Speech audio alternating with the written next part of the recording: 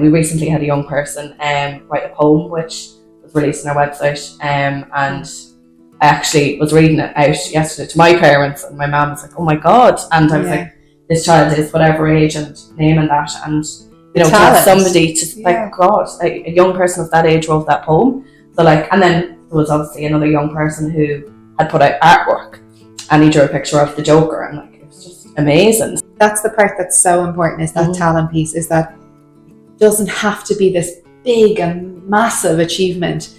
These are children that we're dealing with. And I think when you nurture and you love and you give security and safety, and that could be even just structure of picking up from school, structure of mealtime, structure of bedtimes, that gives a sense of self, a sense of security, a sense of belonging, a sense of, oh my God, I can do anything. And that's what we see. And I think one of the things we were talking about last week that I think was really important was that we wonder about, if we were just placed in another family home from our own home, what would that be like? Like, can I open the fridge? Can I get a drink?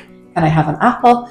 These are kind of some of the questions that we try to imagine for that young person when we're looking at the foster carers and the people that come forward for us, the families, their own children, the foster children being referred to us. What's the ideal match? What fits for that family? What allows that child to go in with all that nervousness and questions, and the foster family with all that nervousness of meeting the child and thinking, oh my God, this works.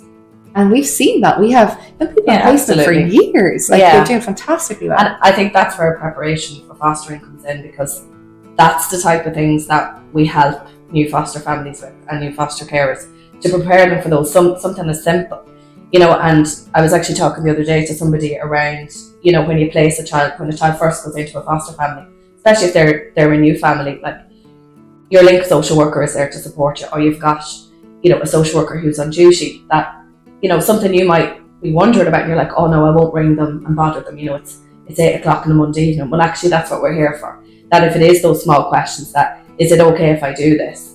That there's somebody there at the end of the phone, you're never on your own. And I think that's what's something so important about fostering, that you have that person, and that you know, whether it's 10 o'clock in the morning or 10 o'clock at night, you have a support social worker that's there on the phone to help. Sometimes it's just the debrief. It's sometimes the bouncing an idea off someone. Like, parents have a gut instinct, and they tend to know the answer. My experience of answering the phone out of hours has been, the foster carer or the foster parent might say to me, oh, well, this is what's happening, this is what we think we're going to do. 9 times out of 10, we're saying, that's exactly what we would have suggested. And it's about working together, communicating with each other, seeing each other on the same page to help. It's that reassurance, just having someone at the end of the phone to say, this is what I think, am I doing the right thing? And it's like, yes, because foster carers, they're the ones that know the children the best. We don't. You are the ones that are caring for the children 24/7. You're the ones that know them. But sometimes you just need that little, okay, I'm going to just check in with somebody. And, once you get that reassurance, you find carers then, the more experience they get, the more, I suppose, confident they are in their decision making. And, where they're in the background, always ready to help, always wanting to help, to really, I suppose, support families, but they are the experts in it, aren't they? They're the ones that are supporting the children. They're the ones that, they're making their breakfast. We're not.